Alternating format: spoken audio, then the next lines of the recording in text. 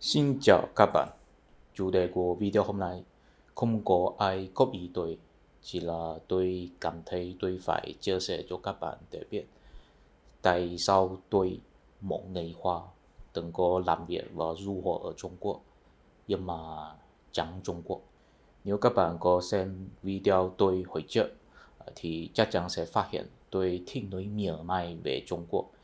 Hình như trong ý tưởng của tôi, văn hóa Trung Quốc không có cái gì đáng kinh nể. Sự thật là Trung Quốc là Trung Quốc, văn hóa Trung Hoa là văn hóa Trung Hoa. Văn hóa Trung Hoa và Trung Quốc là hai cái khác biệt riêng. Tôi chẳng Trung Quốc là sự thật, nhưng mà tôi không chẳng văn hóa Trung Hoa. Chỉ là văn hóa Trung Hoa tôi hâm mộ, không phải là ai ai đều có thể nhìn thấy.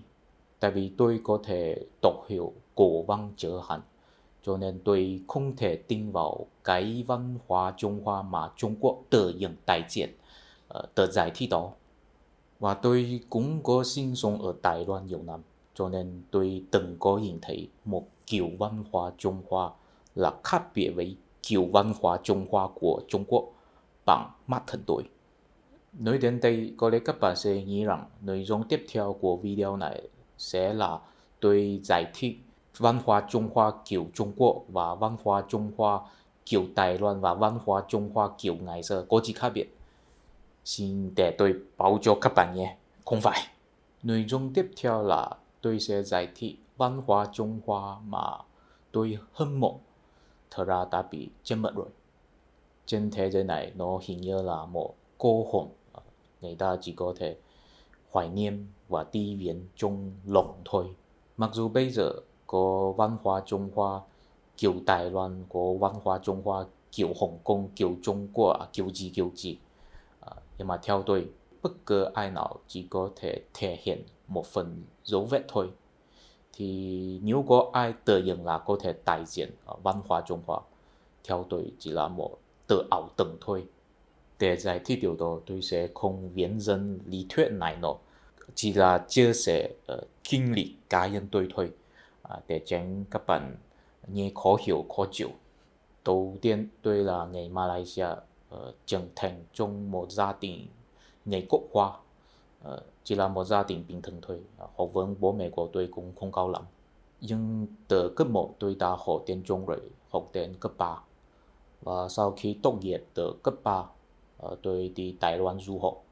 Học cái gì? Học lịch sử Trung Quốc, bao gồm lịch sử cổ đại và lịch sử hiện đại. Học 8 năm. Sau khi tốt nghiệp ở trường đại học ở Đài Loan, tôi sang Trung Quốc tiếp tục du học.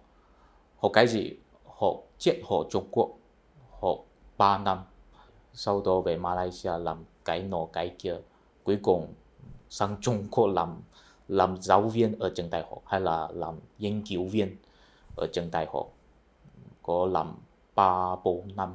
Trước khi sang Đài Loan, trước khi sang Trung Quốc, khi tôi còn nhỏ ở Malaysia, ấn tượng của tôi về Trung Quốc chủ yếu là từ chương trình TV và giáo dục ở trường học. Khi đó Trung Quốc vẫn là một quốc gia đang phát triển, đa số người Hoa, không chỉ là người Hoa hải ngoại, cũng bao gồm người Đài Loan, người Hồng Kông, đều nghĩ rằng tại vì hồi trước Trung Quốc có đại cách mạng văn hóa, vì có Mao Zedong cho nên không thể phát triển. Và bây giờ, tức là bây giờ khi đó Trung Quốc đã có cải cách kinh tế rồi, thì sau đó có lẽ có thể dần dần có cải cách chính trị. Nói chung là khi đó đa số người Hoa đều nghĩ rằng Trung Quốc sẽ càng ngày càng tốt. Nhưng có một điều các bạn chú ý, cũng có một quan điểm rất phổ biến, đó là sau khi đại cách mạng văn hóa Trung Hoa truyền thống ở Trung Quốc đã bị phá hoại rất nhiều rồi. Chỉ có ở Đài Loan vẫn giữ được văn hóa Trung Hoa truyền thống nhiều phần. Ok, tôi là một người Hoa, từ khi còn nhỏ đã luôn luôn nghe thấy Trung Quốc từng là một văn minh rực rỡ, một văn minh lâu dài, một văn minh vĩ đại.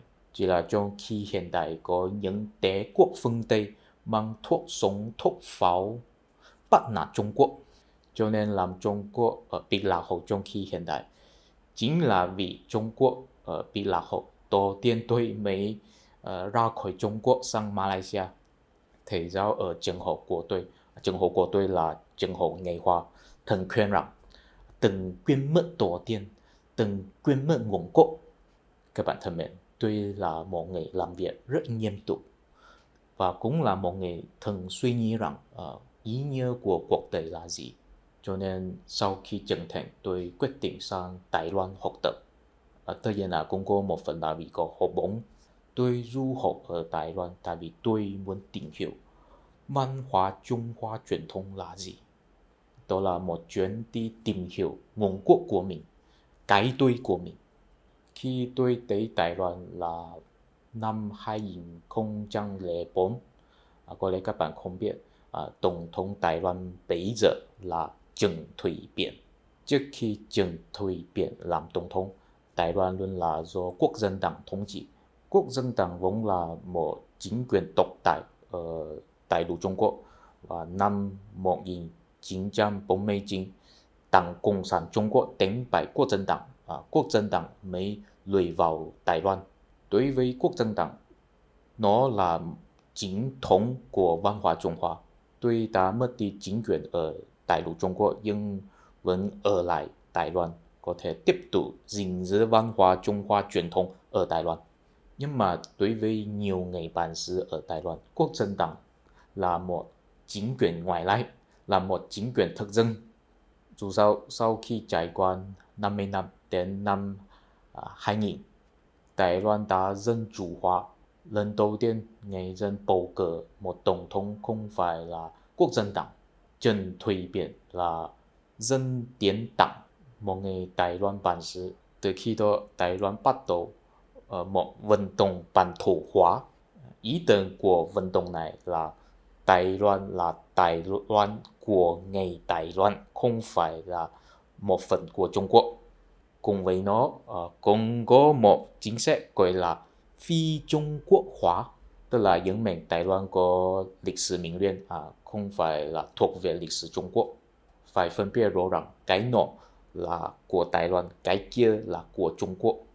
Khi Quốc dân Đảng vẫn nắm bắt chính quyền ở Đài Loan, tại vì nó muốn chứng minh nó là đại diện của văn hóa Trung Hoa chính thống, cho nên nó không chỉ nói vậy cho người Đài Loan nghe, cũng có nói vậy cho người Hoa hải ngoại nghe.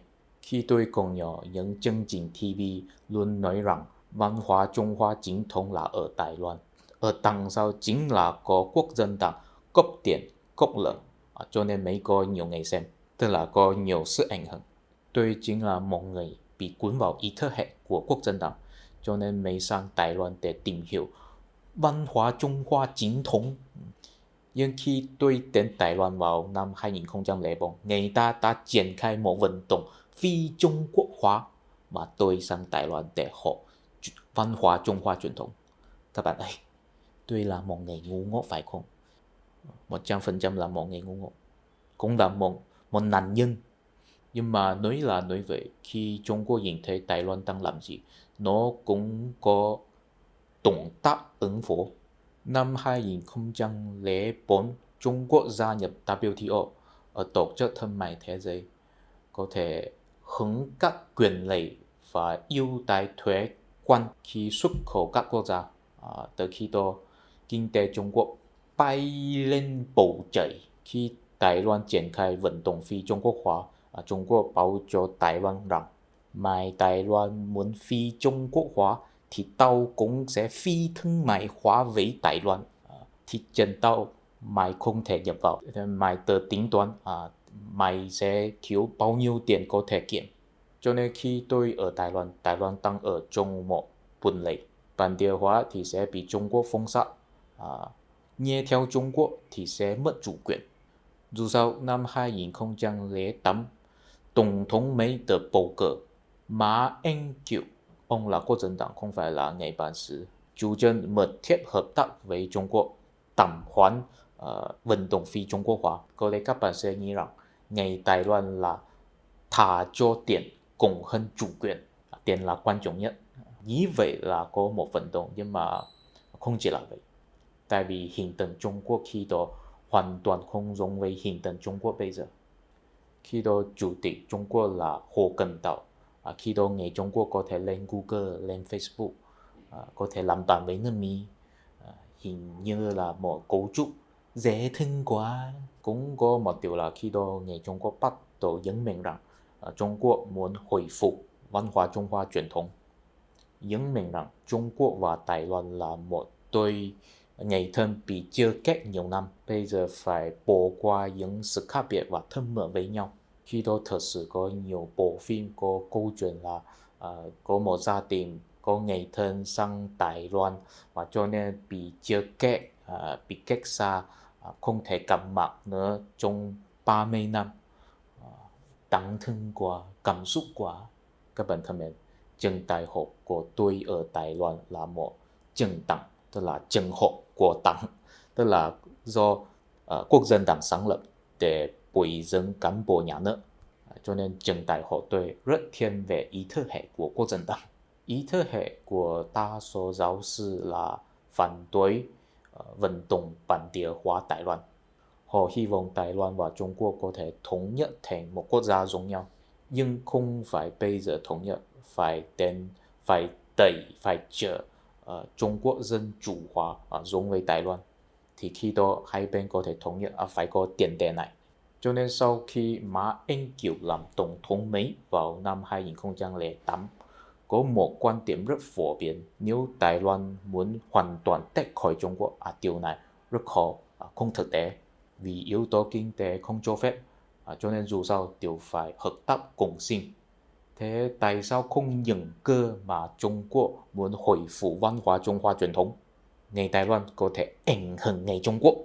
Khi bắt đầu có thể chỉ nói về văn hóa Trung Hoa truyền thống, nhưng mà sau đó dần dần có thể nói đến chế độ chính trị.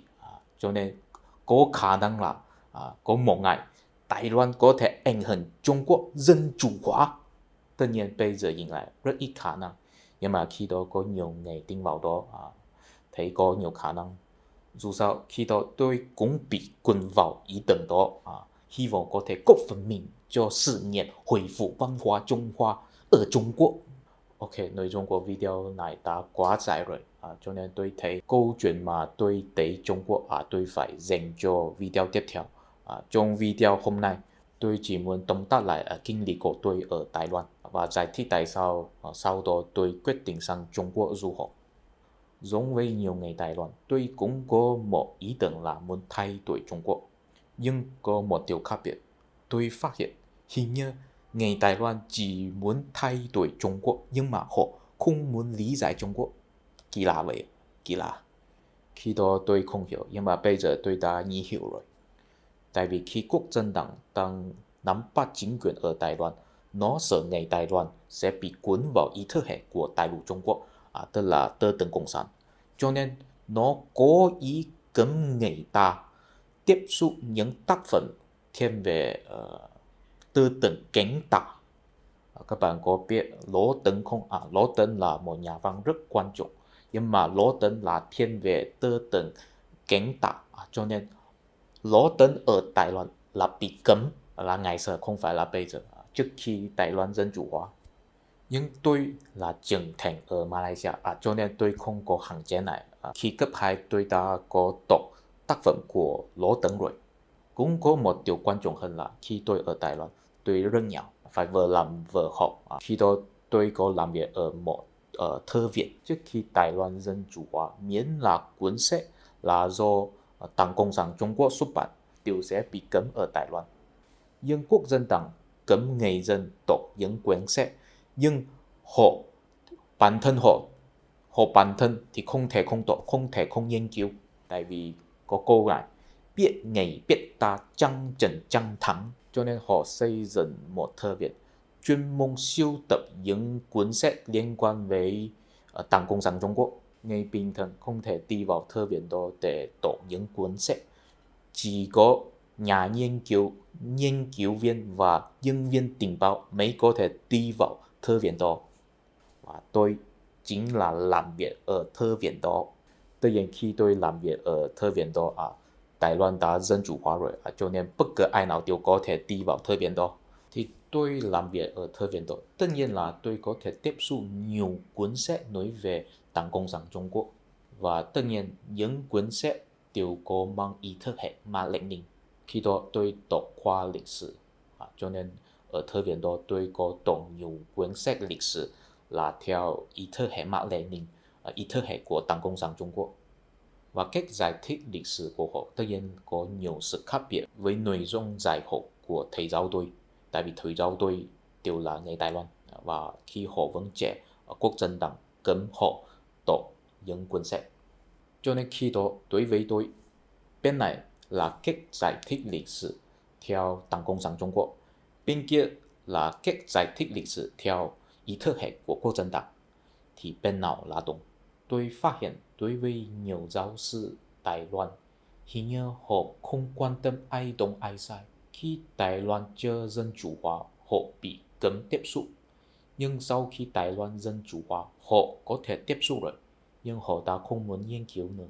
Họ muốn thay đổi Trung Quốc, nhưng họ không muốn lý giải Trung Quốc theo góc nhìn của Trung Quốc, theo tư tưởng của Trung Quốc. Khi đó tôi không hiểu, nhưng mà bây giờ tôi đã nghĩ rõ rồi. Tại vì họ sợ họ sẽ phát hiện văn hóa Trung Hoa trong ý tưởng của họ là không thực tế, chỉ là một ảo tưởng thôi. Văn hóa Trung Hoa mà trong ý tưởng của họ là theo cách lịch sử giải thích của Quốc dân党. Quốc dân党là một chính quyền thất bại ở Đại lục Trung Quốc. Nếu cách giải thích lịch sử của họ là đúng, thế tại sao họ thất bại? Tại sao đa số người Trung Quốc lựa chọn Đảng Cộng sản Trung Quốc thay vào Quốc dân党?